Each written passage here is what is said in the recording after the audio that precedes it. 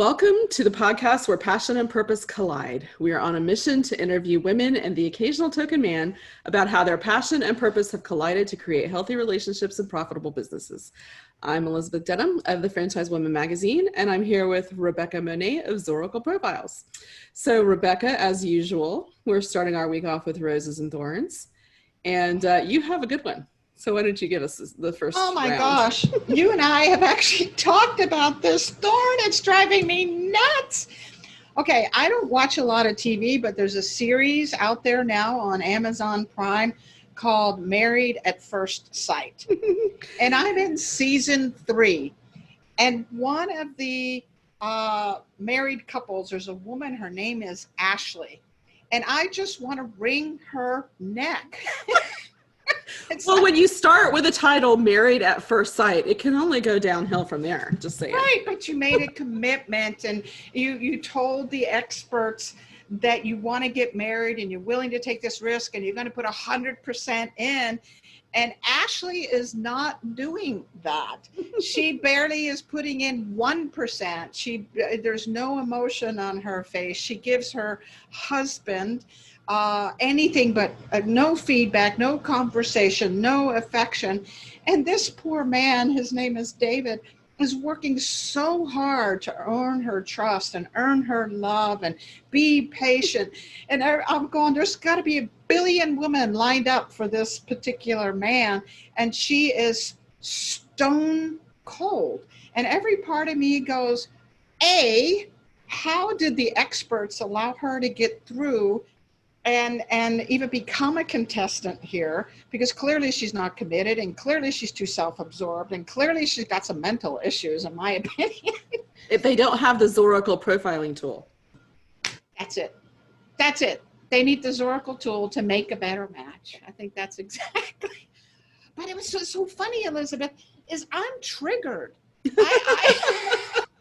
You have been talking about this for a couple of days, so something is in there somewhere in your psyche. Something's triggering, like how disrespectful and how unkind, and you're making every woman on the planet look horrible.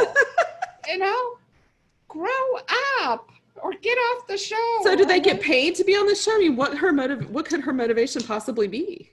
I really don't know. They must sign some kind of commitment letter because they're forced to stay for the full, whatever it is, six weeks. But you can see she barely utters a word. She is not there. Does she not like David? I mean, now I'm going to have to watch it. Yes, you're going to have to watch it. No, she doesn't. She has a particular type visually in her mind of who's the ideal. And her number one goal was to no longer keep going back to the same type because it wasn't working. And he's not physically her type. He's handsome. He's really handsome and he's gorgeous, but not her physical type. So she wasn't committed to the process. Very interesting. So what's your rose? Did you have a rose to counteract that? Because I'm going to be thinking about that one for a minute. So my rose, and this kind of goes back with something we talked about a couple of weeks ago, is I'm thinking if that woman could find a husband, then certainly I can, because I am all the opposite of that. So I signed up for online dating. Awesome. So excited. So that's my rose. I don't know how it's going to go. I just did it a couple of days ago. But I can tell you if she's worthy of a man fighting for her, then and doing whatever he had to win her love, then I'm certainly worthy. Absolutely. And as I told my friend Julie once, a man is not going to fall out of the sky and knock on your door. You actually have to put yourself out there. So you've taken the step. I'm so excited. Yay. That's a good rose. Thank you, Elizabeth. Thank you, Ashley. You are welcome from my end. And I'm glad that her lack of, participation spurred you on to have the confidence for greater things, because certainly you would be a catch. Well, thank you. I want that in writing. Absolutely. That in writing. I'm going to put a banner behind you on the wall. Okay, so what about you? What's your thorn and rose this week? My rose and my thorn are the chair that I had put on the other side of my desk. A while ago, I flipped my desk around so that it didn't face the wall, it faces into the room, and I put an office chair right there. And found out recently it was a mistake, because in the last several days, people keep coming and sitting in that chair and talking to me all day long, every little interruption, boys everywhere, just sitting down to have a chat. And I'm thinking, do you see me at the computer working? I mean, is this not a clue? And they'll come in and say, how are you? I'm like, good. What you doing? Working. Pretty clear. Do you need something?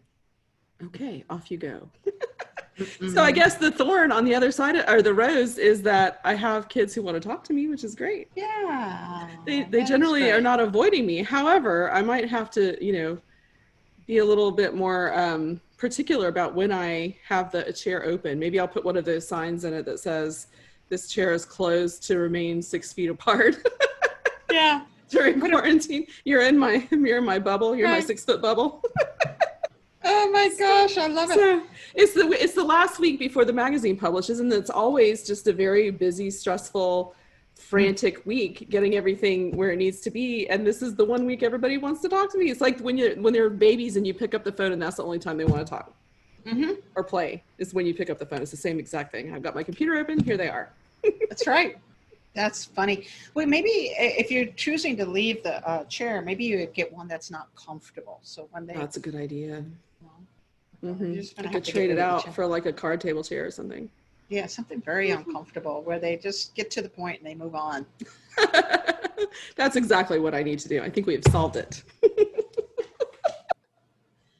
Oh my gosh, how funny. All right. Well, good ones for the week. I cannot wait. This is going to be so exciting to have a weekly update on your online dating profile. We'll see. Yeah. We'll see. I'm Or at least excited. online. That's first step. Cannot wait. All right. Well, that is the Rose and Thorns segment for the week. We are going to move on to our interview, and we will be back next week with more highs and lows.